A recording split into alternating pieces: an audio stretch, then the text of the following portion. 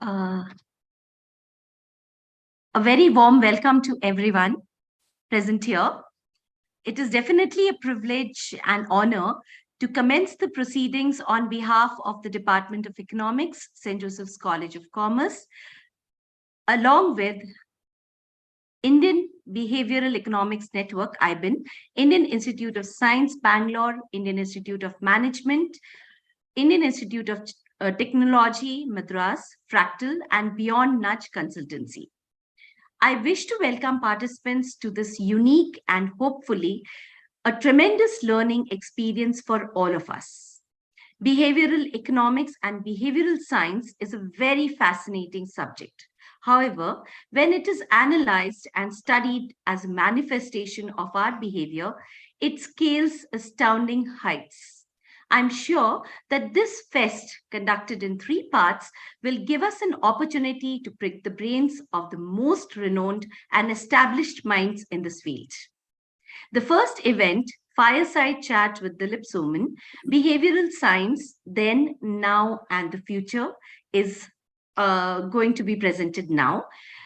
It would go a long way to help quite a few of us to do further studies and research on the subject.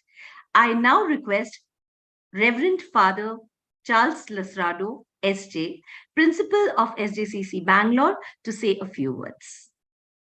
Good evening, everyone, and welcome to this fireside chat with Dr. Dilip Soman.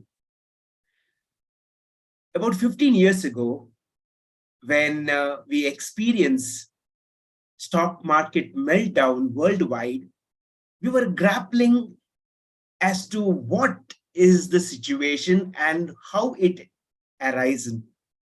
We applied fundamental analysis, efficient market hypothesis, full employment theory, and ultimately, the behavioral sciences approach helped us to make sense of what had happened in 2008-9. Now it is generally accepted that behavioral sciences help us to make better decisions in the real world and understand things better. And as a result, we are able to design better policies, create more effective products and services, and the like. Recognizing the importance of behavioral sciences in our lives, St. Joseph's College of Commerce, in collaboration with Indian Institute of Science, Bangalore, IBEN, Indian Institute of Management, Bangalore, IIT Madras, Fractal, and Beyond Nudge Consultancy has designed the India Behavioural Economics Fest 2023. This fest has 3 events lined up, which will be spanning over 3 months. The first event is today's event, Fireside Chat with Dr. Dilip Soman. The second event will be coming in a couple of weeks from now, Nudgeathon, a behavioral science hackathon being hosted at Indian Institute of Science on the 12th of August. Then finally, we'll be having Tribe 23. Tribe is an acronym for the Research in Behavioral Economics conference, will be held at St. Joseph's College of Commerce on the 9th of September 2023. So over the next 50 days or so, we are going to have these 3 events starting from today's event. So I warmly welcome Dr. Dilip Soman, the main today's resource person, and all the participants for a fruitful session. Thank you, Father. It gives me immense pleasure to introduce our guest for the day, Professor Dilip Soman. He's the Director of Behavioural Economics in Action Research Centre, BEAR, Rotman, and holds the Canada Research Chair in Behavioural Science and Economics. His research focuses on the use of behavioral science in marketing, policy, and consumer well-being. In addition to teaching BE 101X Behavioral Economics in Action on edX, he is the author of The Last Mile, University of Toronto Press. Professor Soman teaches courses in behavioral economics, managing customer value, pricing, managerial decision making, and marketing strategy. His research interests are primarily in the area of behavioral economics, consumer behavior, spending and saving, mental accounting, sales promotion, and service management. A very warm welcome to you, sir. And I would like to hand over the session to you now. Thank you. Thank you so much. That's a very kind introduction. Let me begin also by congratulating all of you for this initiative. It's fantastic that you're doing it. Bangalore has turned out to be the hub of behavioral activity in India, which is amazing. So all the best, and I hope this succeeds better than anything else that's ever succeeded in the past. So great stuff. Jonafi asked me to speak about the past, the present, and the future. And so what I thought I would do is maybe spend a few minutes on the past and the present, and then outline a few things that I think will be challenges for the future. So I'm going to spend about 10 to 15 minutes outlining some of my thoughts, and then we will have plenty of time for discussion and questions and any other points on which you might want clarification. So I want to start off by saying that today I'm going to focus on applied behavioral science and not academic behavioral science. Academic behavioral science has been around forever. It's taken the form of cognitive psychology and social psychology. It's taken the form of sociology. It's taken the form of ethnography. I mean, it's been around in different manifestations for hundreds of years. But I think the part of the science that is now visible to most people, both in terms of practitioners and the lay public, is the applied part of the field. And I think it's fairly safe to say that that particular event was catalyzed by the book Nudge, which is now 15 years old. It was first published in 2008, written by Richard Thaler and Cass Sunstein. And the book did a lot for the field. I think not only did it make the field popular and understandable and relatable, but I think it also showcased the fact that behavioral science could be something that an organization, be it a for-profit organization or a not-for-profit or a government or anyone else, it's a science that can actually be harnessed effectively to help. The word that was used back in the book was nudge people towards making better choices. And so I think in many ways, we tend to view the progress of our field as if it started in 2008. And the publication of Nudge was followed very quickly by a lot of other applied activities. So, for example, in 2010, Prime Minister Cameron in the United Kingdom was instrumental in establishing the first behavioral unit in government. It was then called the Nudge Unit. Today, it's called the Behavioral Insights Team, and it is now no longer part of government. Shortly after that, Australia, Canada, and then later on, the United States also had teams working in governments, as today have, there are many other countries that do that. In the for-profit world, there were a lot of organizations that initially played with the concept of nudge. I think companies like Procter & Gamble, a lot of financial services firms. And it is now estimated that we have perhaps upward of 600 units that are applying behavioral science in all kinds of organizations. And I think what's fundamental to all of these organizations is the basic profound observation that every company, every government essentially exists with the goal of changing behavior. And so if you think about what companies do, I mean, yeah, they belong to different verticals and they belong to different industries and have different shapes and sizes. But at the end of the day, they're all looking at changing somebody's behavior. That somebody could be a customer. You want the customer to buy your product instead of the competitors, or you want them to buy the product more frequently.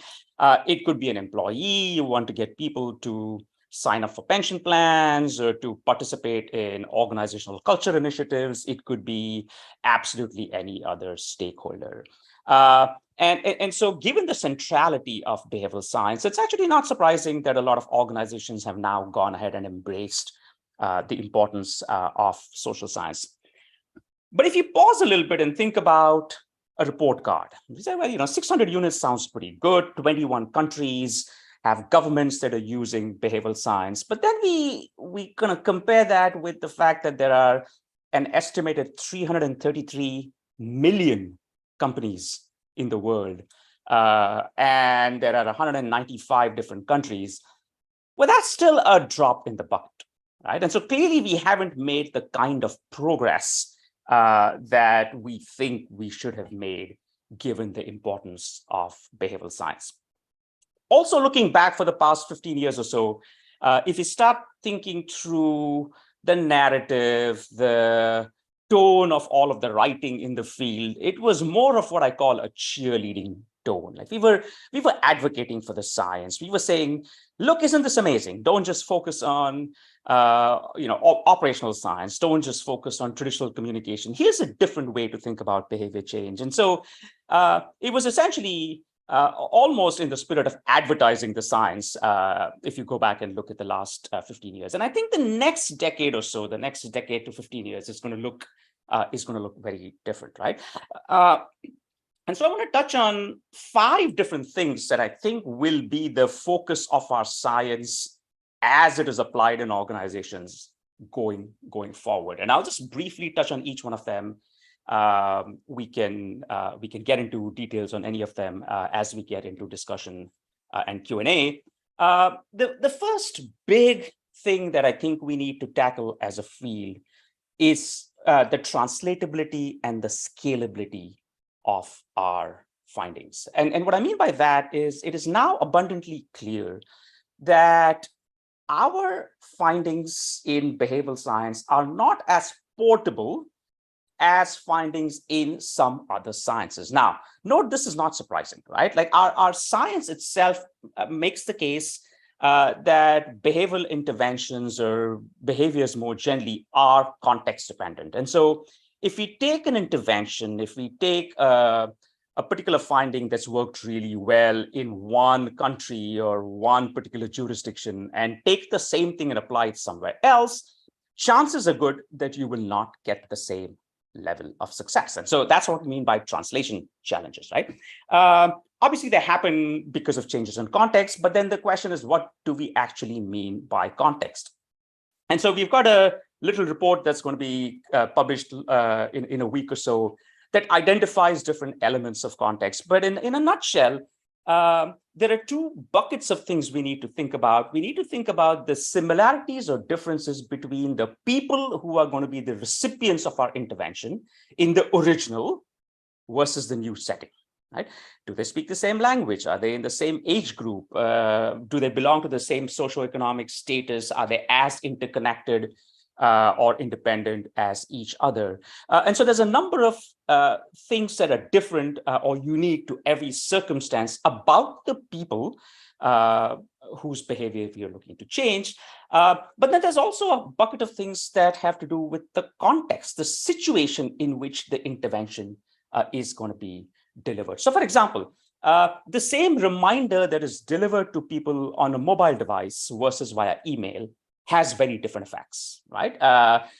It turns out that if the reminder is to encourage people to do something like get a flu vaccination or make a pension contribution, at least in one particular study, interventions sent on a mobile device are a lot more effective than interventions sent by email. Of course, this will depend on the email reading habits of the people in question. And that's what I mean by the fact that our findings are very, they're not as portable as we think they should be. So that's a huge challenge. Timing matters, season matters, physical location matters, Whether the decision maker receives the communication while they're on their own or in the presence of family or in a crowd matters. Everything matters, right? And so translation becomes a challenge. Just because something has worked for somebody else doesn't mean it's going to work for you. And so we need to think about a better way in which we can help practitioners decide what's going to work in what situation. Similar challenge with scaling. When you take an intervention that has worked really well in a pilot study. So let's say you've done a pilot study where you've tried a reminder to get people to take a flu vaccination. You've done this with a sample size of about 5,000 or 10,000 people in one particular area code or zip code, and then you try and scale it up to the entire state. It turns out the overall effects that you get are going to be much weaker on average compared to what you got in the pilot. And so sometimes when we do pilots and we think, oh my God, we're going to be able to increase the number of people who get flu vaccinations by 20%, and then you scale it up and it's not 20% anymore, it's only about 3 or 4%. So that's the other thing we have to be careful of, thinking through what's a good, effective way of trying to scale intervention. So that's one set of challenges, translation and scaling. Second, preparing the organization, right? And what I mean by that is, after all, we are talking about behavioral science. Universities are set up to do science, companies are not. And one of the biggest frictions for companies to adopt behavioral science is their ability to do experiments, is their ability to collect quick data, to pivot in response to what you've learned, and so on and so forth, right? And so in one of our books, The Behaviorally Informed Organization, we talk about the notion of the cost of experimentation. That's something we need to drive down. That involves not just the physical cost of going out and collecting data and randomizing and doing the experiment, but also the mindset. Can we get people to think more experimentally? Can we build more humility within organizations? And so preparing the organization to be able to execute on the promise of behavioral science is another big challenge. Third one is moving the science from what I call the last mile to the first mile. So what's the last mile? The last mile is the point of time where the organization actually interfaces with the stakeholders whose behavior they're trying to change. And so in the case of marketing or sales, that would be your point of merchandising or your website or brochures that you might send out or communication materials, basically touch points, right? And so a lot of the work that's happened over the past 10 to 15 years has been at the last mile, right? Can we change the layout of the website? Can we change the way in which forms are structured? Can we change messaging using behavioral science? And I would love to see us move more and more upstream into the first mile. Can we use behavioral science to redesign the product design process, to reimagine the way we think about segmentation, to change our HR policy, and so on and so forth, right? And so there's a lot of work to be done in bringing behavioral science from just this thing that we do to optimize our existing system to a science that will fundamentally change the way we run our organization and we sell our products and we manage our employees. Okay.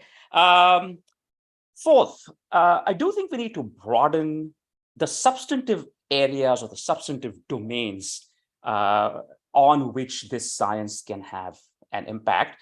But at the same time, we have to be a little bit humble in saying that this science alone isn't going to have an impact on really consequential problems. So think about climate change. It's obviously a huge problem. It is an existential problem. Think about gun control or violence more generally in the United States or elsewhere in the world. Think about problems like the retirement crisis or the financial crisis that we alluded to earlier. These are large problems. These are problems that I think behavioral science hasn't yet taken a center stage at the table. That's changing a little bit now. So we've seen, for example, the World Health Organization adopting a resolution to use behavioral science. And I think during the pandemic, it became abundantly clear that we had a behavioral challenge, right? We, as a civilization, it's remarkable how humankind was able to develop and test and get approved a vaccine in as quickly, in as short a period of time. as we saw them do it. But the challenge was getting that vaccine into people's arms. It was a behavioral problem at the end of it all. Think about misinformation, right? Think about challenges because of the way in which modern social media has changed the nature of engagement. These are, again, all big problems that I wish behavioral science played a bigger role in. And I'm a little, like I say, I'm optimistic that we'll see that happening. But I think we have to go beyond just simply changing forms and changing communication into tackling some of these bigger problems. And then the fifth thing that I think we need to do a lot of work as a community is to think about the ethics, or develop an ethical framework for how to do applied behavioral science well. I think in academia, things are different. There are ethics committees, there are protocols that you write, there are not as obvious conflicts of interest because academia usually tries to learn the truth, and we're trying to just document the evidence. Whereas a company, a for-profit company, might face a trade-off between doing the right thing and doing what is right for them. And so you imagine like a two-dimensional grid. Does an intervention increase the welfare of the organization? Does it make it more profitable or not?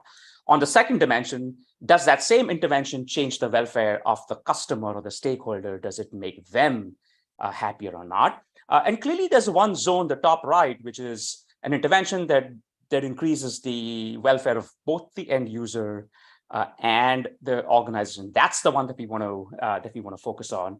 The one in which you can increase the profit for the company without necessarily making life better or easier or more valuable for your customer. That's a big ethical no-no. But if we need a good, robust framework for corporations to use as a guiding star. So all of this to say that I think the science is amazing. I think we have created impact in terms of getting organizations to understand the utility. We've moved now from the first 10, 15 years of growth to maturity that will drive growth. And I think that maturity will only come if we think through how do we best translate our results? How do we prepare organizations? How do we identify specific areas at the first mile where the science can make a difference? How can we broaden the substantive impact of our science? And can we do all of this ethically and reliably? And once we do that, I think behavioral science will become probably as central to any organization as any other science. I'm going to conclude very quickly with one observation, and then we'll turn it over to Junifi to get into the fireside chat piece of today's session, which is Richard Thaler is often asked, when would you consider behavioral economics to be successful? And his usual response is, it is successful when we stop using the term behavioral economics at all, when all of economics becomes behavioral. And I think about it the same way for using behavioral science in organizations, right? When we get to a stage, might happen in 10 years, 15 years, I don't know when we no longer have a behavioral design unit or a behavioral marketing unit, when everything automatically becomes behavioral, becomes scientific, I think we will be successful. So on that note, let me pause and turn it back to Junifi. Awesome. Thank you, Dilip. That was really great as usual. And thank you so much for your time. By the way, for the folks who have joined in, Dilip has joined in really, really early. So it's early in the morning for him, and we really appreciate you doing this first thing in the morning. I'll be honest, it's not that early. It's 9 o'clock, so it's not Oh, it's 7 in the morning for me. So it's really early for me. Awesome. Cool. So I just wanted to start off the conversation with something you mentioned. So you mentioned that for a while we have been cheerleading and promoting this field a lot. I feel this often happens just before the inflection point of a field. Where do you think behavioral science is now, and where do you think we're heading? So I'm certainly sympathetic to the fact that cheerleading happens before inflection. I do think we're at the inflection point, right? But I think there's a couple of things that we have to be careful about. So every time you have cheerleading, it brings with you people who understand the science and cheerlead, and people who cheerlead for the sake of cheerlead.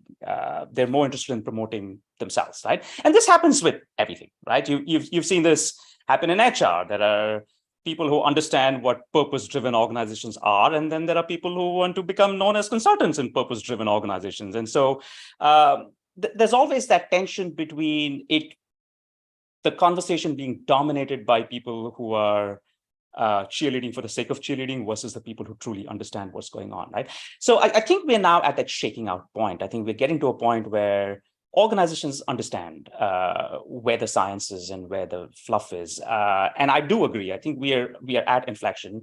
I'm seeing a lot of companies who are now at a much more mature stage of the process. It's no longer about help me change my website.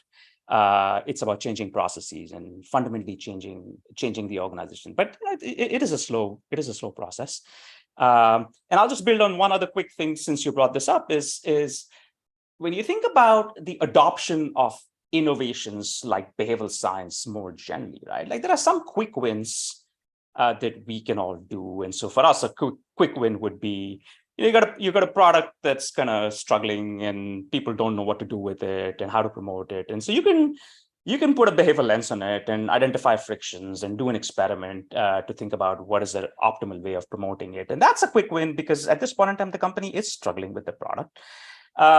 Or you could think about just like simple behavioral advising. So somebody's in the organization is facing a challenge of how to optimally design communication. And you can come in and say, hang on, like, here's 2 theories that you should be thinking about, right? So there's a lot of those quick win things that you could do. And of course, all of the last mile stuff we spoke about, right? But it's really, and it's tempting to say, oh, the quick win stuff is no good in the long run. And so let's just focus on the first mile. But you need the quick wins. You need the quick wins to build credibility, and you need them so that people understand the science. And so I think we are now at that stage where the quick wins have done their job, and we are now going to the big stuff. So equally optimistic as you, Junafi, on that. Awesome. Sounds great. And I totally empathize with the starting off with quick win stuff. And that's usually what I also recommend when someone starts a new behavioral science team in their company, like go for the quick wins first and then attack the bigger problems, because you need to show your credibility there. And then people start listening to you, and then you can deal with the bigger problems. So I do have another quick point observation that I'm going to add to the quick wins stuff, or how do you best embed the science in an organization? And this takes me back to 2015, 2016, when I spent a year at the Government of Canada setting up the Behavioral and Innovation Group. And so we were, at that point in time, obviously, spending a lot of time and energy developing the resources, but we wanted to identify the quick wins. And initially, the team thought that the best quick wins would be aligned with, let's say, the Prime Minister's priorities and or the priorities of a given ministry. And then somebody gave me this invaluable piece of advice, which was don't mess around with any of the priorities, right? If your CEO wants X, stay away from X. If your prime minister wants Y, stay away from Y. And I said, like, why is that? And the advice that stuck with me to this day is, the moment you stick to a priority area, first, the leader knows what they want done, and they probably also know how they want it done. And so if your experiment kind of shows the leader that maybe their way of thinking about it wasn't right, you're going to get shut down immediately, right? So that's one. And two, and this is especially true in governments, is there will always be detractors, opposition party people who will be waiting for this thing to fail, right? And so stick to safe things. And so we sort of identified completely non-controversial things like, removing sludge. I mean, who doesn't want processes to be simpler? Or digital migration, right? And so those are the kinds of things where we started showcasing with the quick wins. And that's just a piece of advice that I wanted to share with everybody listening in. Stay away from pet projects, at least at the beginning. Nice. I actually wrote it down. That was nice. So another thing was, again, something I wanted to pick up what you said. So you mentioned how, instead of behavioral design, we need to get to a stage where just design is already incorporating the whole behavioral science in it. And I feel like there's constantly some misalignment there, in the sense that every consultant, including me for that matter, constantly sell the fact that behavioral science is different from pre-existing processes. So we constantly try to differentiate ourselves from what UX researchers do, what consumer insights researchers do, and so on. Like, hey, we're still different. That said, if someone asks you what behavioral science is, how would you put it? And so can I go back to the point you made about being different? And I think that's an important point to make, but there's a subtle distinction in between being different, therefore we are better than them, versus we're different so we can build on what other people are doing. Right. And I think that's the messaging that I always try and communicate when I'm speaking with companies. This is not a substitute. Right? We are not in the substitution business. I don't want you to get rid of your design people. We can make it better. And the same thing with research, and the same thing with going to market, and so on and so forth. Right. And so to me, I think behavioral science is a good lens that helps us identify problems that we otherwise wouldn't have identified. If you looked at it purely from a mechanistic perspective, it's a science that allows you to incorporate empathy with sort of whoever the stakeholder is, so that you can now start seeing the problems from their perspective, and therefore letting your existing tools tackle a newer set of problems that you couldn't have seen before. Right? So even starting off with behavioral science as a lens to help you identify and reframe problems has been fabulous, because I think that people get, right? But yeah, we often, and I've been guilty of it in the early years. We often kind of pitch it as though this is a better way of doing it than that. I think in academia too, there were some actors that sort of tried to sell the behavioral approach as different from the economics approach, and that just wasn't the right thing to do. I mean, I think that was people like Richard Thaler have shown us that you can actually take good economic theories and look at them from the point of view of the stakeholder, the citizen, the economic agent, do some good behavioral research and incorporate that back into the theory. And I think that's the right way to think about behavioral science. Right. Yeah. So behavioral science as a lens of seeing things rather than another whole better way of doing it. Nice. Yeah. Cool. Cool. So there's a lot of students watching this. So in terms of career path, what kind of trainings would you recommend to become a better behavioral scientist, or whatever field they do, how do they learn behavioral science so they can use it in whatever they end up doing? Yeah, so that's a great question, and it's a complicated question because I have gone back and forth on my own opinion on this at several points in time. So I'll tell you what I'm leaning towards. And by the way, as you mentioned, or somebody mentioned earlier, I used to do this BE 101X, which I always would say is a great first entry point for people who know nothing about the science. That doesn't exist anymore, but there's a lot of good books. And I think there's a beautiful course that Rory Sutherland teaches on a platform called 42 courses, I think. But anyway, so there are some online resources. But I think the bigger question has to do with whether we should get people to specialize in behavioral science, or whether behavioral science should be embedded everywhere. And I think I'm rapidly becoming an advocate of the latter. And so oftentimes, like, I get asked by a lot of people why the University of Toronto doesn't start a master's program in behavioral science. And honestly, I don't think that's the right thing to do.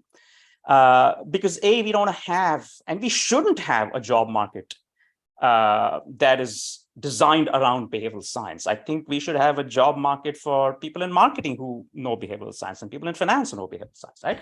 And so our approach has been to just like embed it in every possible aspect of the curriculum. But yeah, in the short term, online resources, be part of IIM. You guys are doing some amazing stuff. And so I think like just even being part of the network and following events and listening to speakers, I think would be a great way of doing it.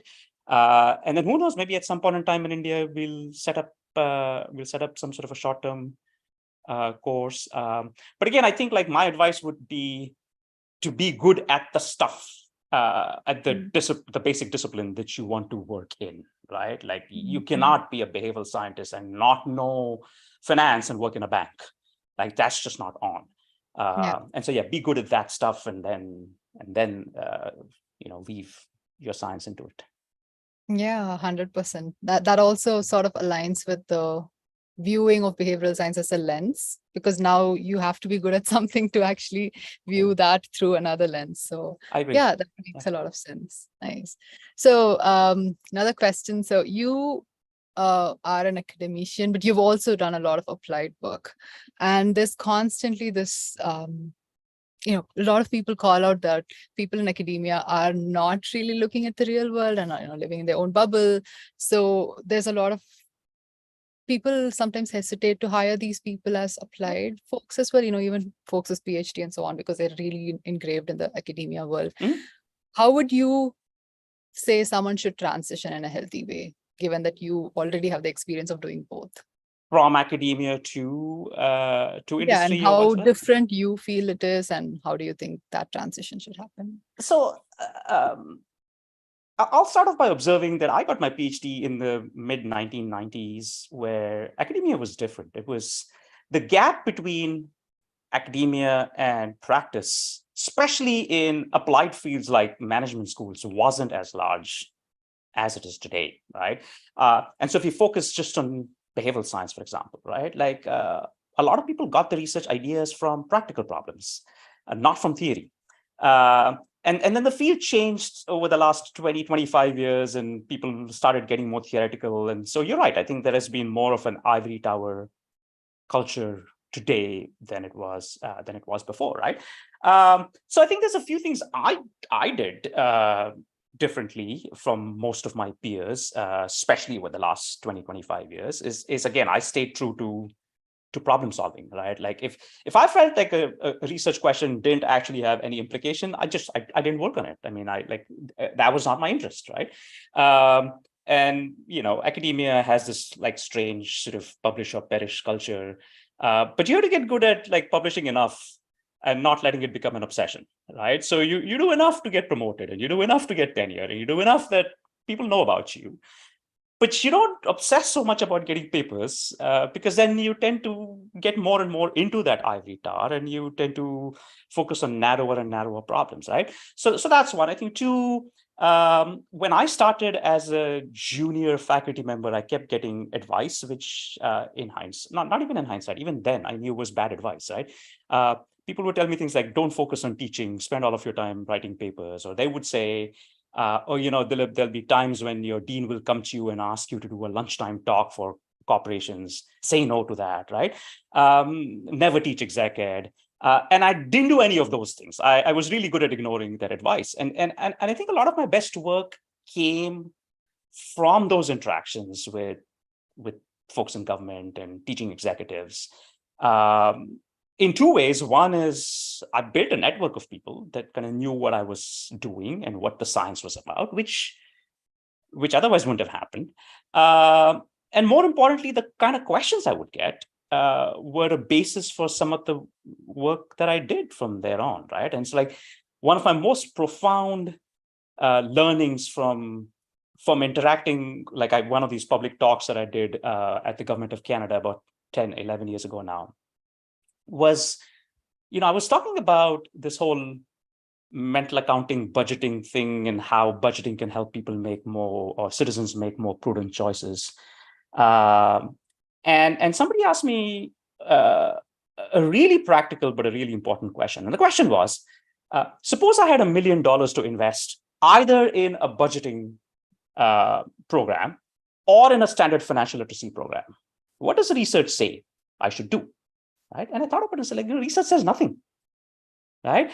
Because, Junafi, you might be an expert in financial literacy. You spend your entire career studying financial literacy and ways of making it better. And I spend my entire career in budgeting and how to make that better. Never the twain shall meet, right? And so when you think about as a practitioner, like, what are the questions that they're asking? They're asking, where should I invest my money? We don't have research that answers that question, right? And so that's why a lot of the behaviorally informed organization work began, because then we said, look, let's answer the questions that practice needs answers to, as opposed to questions that like make us happier. So yeah, the gaps are large. The gaps are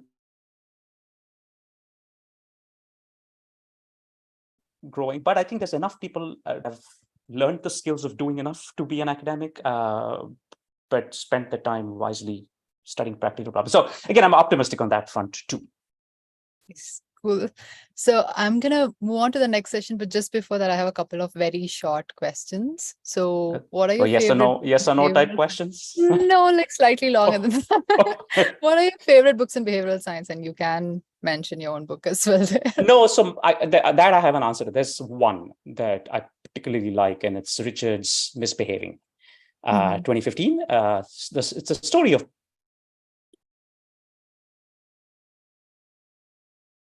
but it's written in a story form, and it's a beautiful book. So if people haven't read it, you should.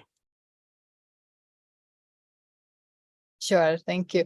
And another question. So how often do you apply behavioral science in your life? Any fun example that you'd like to share with us? Oh gosh, all the time, right? Like, like basically, I have to fool myself into doing things at the right time. I have to.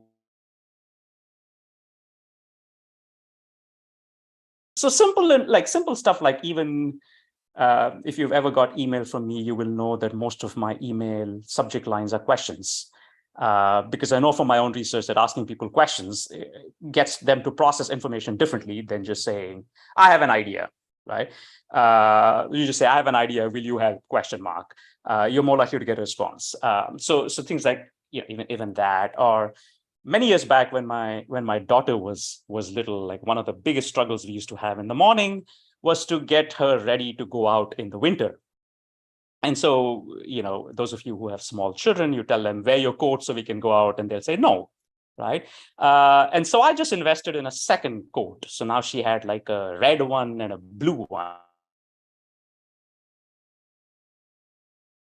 And every morning I would just ask her, which one today, red or blue? Sidetrack from the question of whether or not she was going to do it in the first place. So yeah, lots of ways of doing it. But yeah, I can go on and on that one. Nice, sounds good. So Dilip, just a side note, I think your internet's breaking once in a while. So if you can just check that, that'd be great. But yeah, I'll just start reading out a couple of questions. So the first one is, how can a subject that's truly rooted in non-weird countries, I guess they want to know how one can possibly, interpret those results for other developing countries. So, yeah. No, you don't. The distinction between what happens in a pilot versus what happens in the field applies to translating science across cultures, right?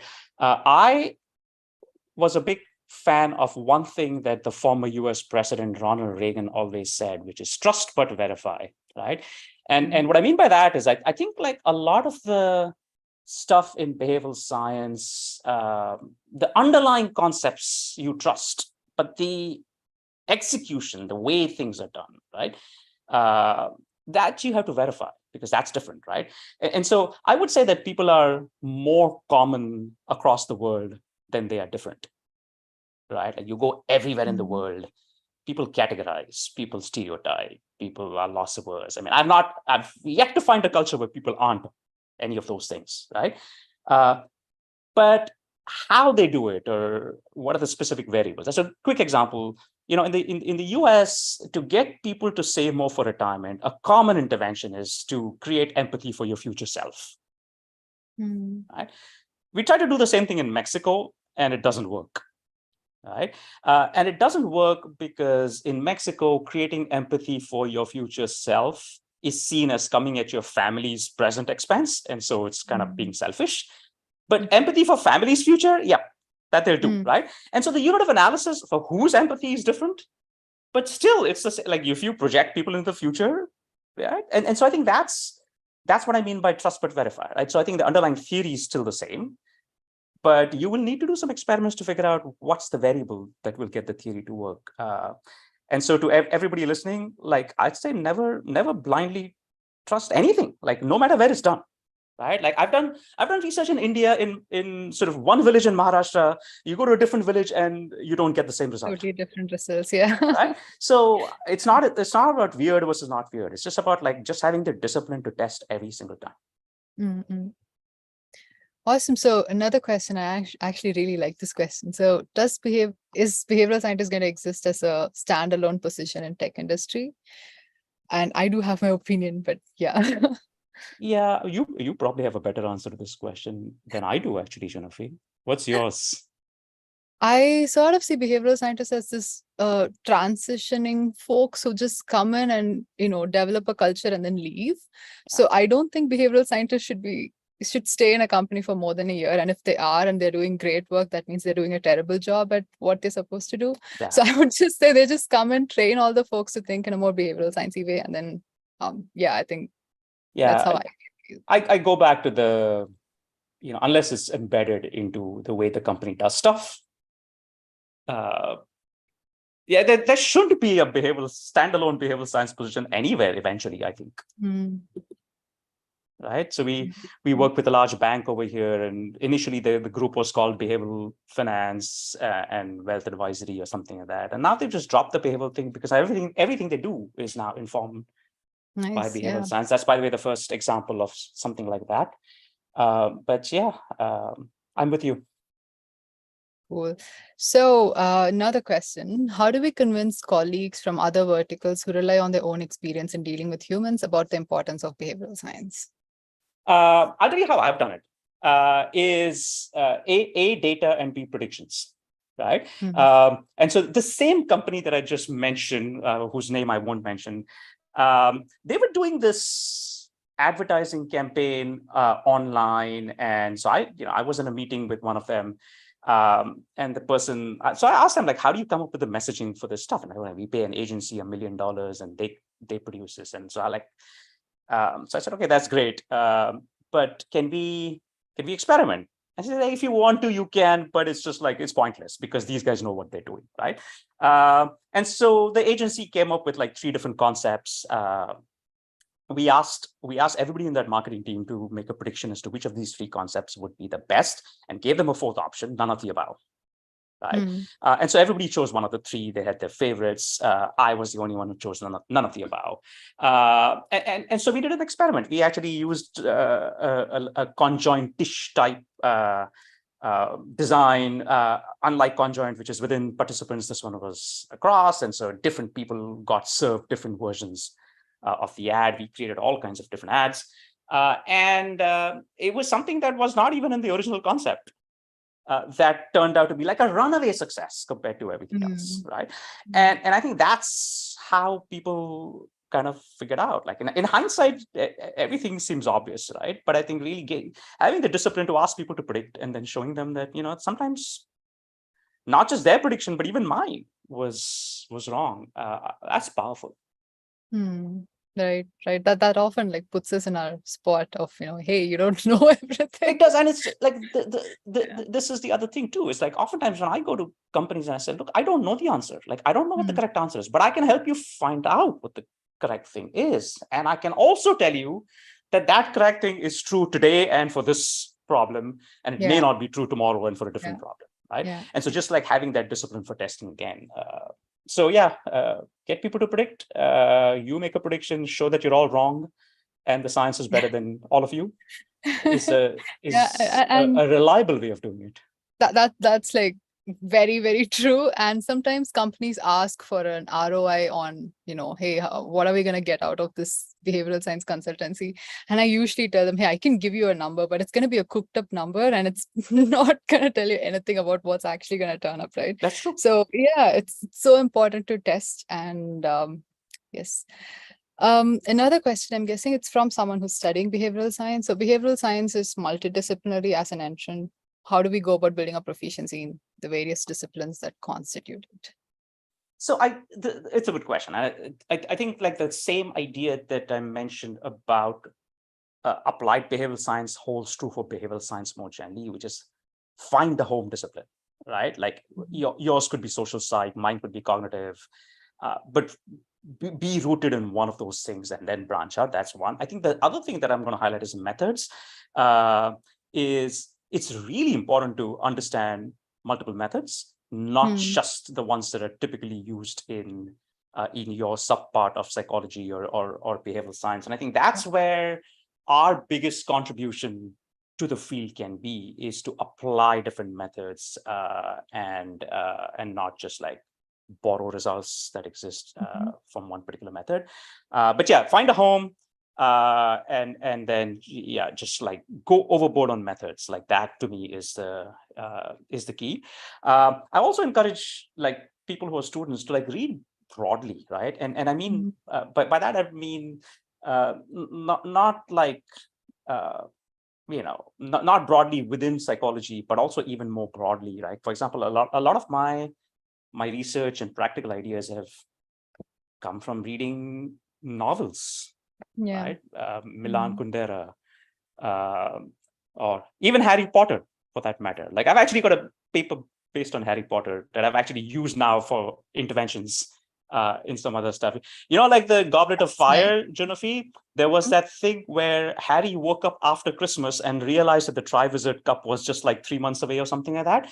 The day before Christmas, he hadn't realized that, right? And so the intuition that I got from it was essentially people compartmentalize time, right? Like there's these major markers, right? And if you get people to do something that is due in this period, they're more likely to get it done. If it's due in the next period, they don't think about it till that marker passes by, right? So we actually did some work in India too, right? Like basically timing matters. You ask people to make contributions this year, they make it. If you ask them it's due next year, then they procrastinate, right? So Harry Potter can be a source of ideas. The point is like read broadly, read other kinds of disciplines. So if you're a psychologist, read economics so that you understand how the world thinks differently. Yeah, just want to add one small thing to it. Like also just look around you, because there are people all around you, and that's behavioral science, right? Just observe all their behavior. Think about why are we doing what we are doing? Why did I not do it yesterday? Why am I doing it today? When you start asking a lot of these questions, it just becomes really, really fun. And that's why this field is really enjoyable, at least to me. No, for sure, right? And as a grad student, that's what I did. I used to have this, like back in those days, little pocketbook, and I still have it, and my kids laugh at it and say, why didn't you just record it on your device? And I said, there were no devices. But yeah, just like jot down stuff. Like, I wonder why people do that. And taking one last question, which also builds upon your last comment on methods. Someone asked what I want to know more about the type of experiments used in behavioral science. And they want to know something apart from quoting them, surveys and focus groups. So maybe if you could just mention a couple of methods that might be enlightening for folks. Yeah, so I will say that in the behavioral sciences, we have long considered randomized controlled trials as quote unquote the gold standard. I put it quote unquote because I don't believe that. But there are so you could do a randomized controlled trial, which is in the field, you try and create variation. You could do lab experiments, which are bringing the same thing into either a hypothetical or an incentive compatible setting in a lab. You could do focus groups, you could do surveys, but if you can embed the philosophy of an experiment, which is treatment and control, that's great, right? And so in surveys too, for example, I've done surveys where half the people randomly get one version of a survey, which is framed differently, for example, than the other one, or focus groups where people see different versions of either a product or a policy, and they're asked to think about how that stuff would work. That's fabulous. There are newer methods. So, there's econometric methods today where you can use difference approaches with archive data. You can do something called propensity score matching, which is look at sort of the demographic information that you have about people and explain away differences in subgroups that might be caused by demographics to see if there's a residual effect. And then the one that I'm like really excited about nowadays is a method called synthetic control, where you can model agents and you can do basically what if kind of experiments without ever doing an experiment, not without ever doing an experiment, but not doing the full experiment. So yeah, there's a lot of different methods. Awesome. Cool. Thank you so much, Dilip. And with that, we're coming to the end of this session. So just a quick overview. This is one of the 3 events that we have planned. The next one is going to be a Najathon, a behavioral science hackathon, which will happen over the course of 1 week. It's going to be really fun. And after that, we have a corporate/academic conference coming up in September. So folks, do stay tuned. And I'm going to pass it on to Bhushan, who's going to quickly thank everyone involved and Dilip. Yeah. Perfect. Thank you so much, Jinofi and Professor Dilip and Jinofi. I think this is a fabulous webinar. And I think I was, absolutely writing tons of notes all through that. It's rare, I think, in webinar where people typically just dole out stuff that is anywhere available online. So I think this was absolutely gripping. So, formally starting off the vote of thanks, Professor Dilip, thank you so much for joining. And I think this has been, I think we've discussed this couple of months back, and you very, very happily gave us this time. For all those listeners who haven't picked up his book, The Last Mile, please do pick it up. Fabulous, focus on the applied behavioral sciences. And I think, Professor, one of the big things that I'm going to take back is, how do we prepare organizations to balance the business needs with the scientific evidence?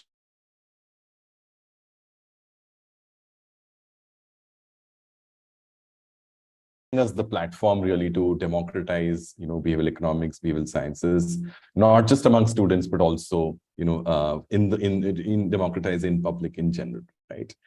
The next and perhaps the most important, crucial people that we need to thank is Jumur ma'am and Jinofi, both of whom are on camera now. Sort of the pillar of the entire journey that we're going to, we just begun today, and it's going to continue the next 2 months. Jumur ma'am is the HOD at SJCC, leads the Department of Economics, and Jinofi, of course, as I'm sure everybody here knows, leads IIM as well as her new venture, Beyond Nudge Consulting. I would also like to thank here our co-organizers and advisors, Vishal from IISc and Ritvik at IIM-B, both are professors of the respective departments in those places. And the next up, I think, is the team at SJCC, perhaps absolutely very, very wonderful bunch of kids, very, very, energetic trio that we are working with, and, really at the back end, working on this seamlessly, Netra, Niladri, and Mahit. And of course, the tech team at both SJCC and IIM for getting this sorted. Before we wind up, students, just a reminder, we are having our Najathon coming up in the next couple of weeks. The posters are on LinkedIn, and soon it might also be up on your respective college, notice boards, etc. So do register for it, and the rules are on the poster. It's a very exciting topic. Of course, can't reveal much, but the Najathon also happens in a beautiful campus of IISc in Bangalore. If you haven't visited, this might be a good excuse as well. And I think with that, we'll wind up. So we hope this session was a step towards moving behavioral science, as Professor said, from the last mile to the first mile, but within the ethical frameworks. So that's really what we're hoping for. Thank you, everyone. Have a great evening. Bye, or great day. Bye-bye. Thank you.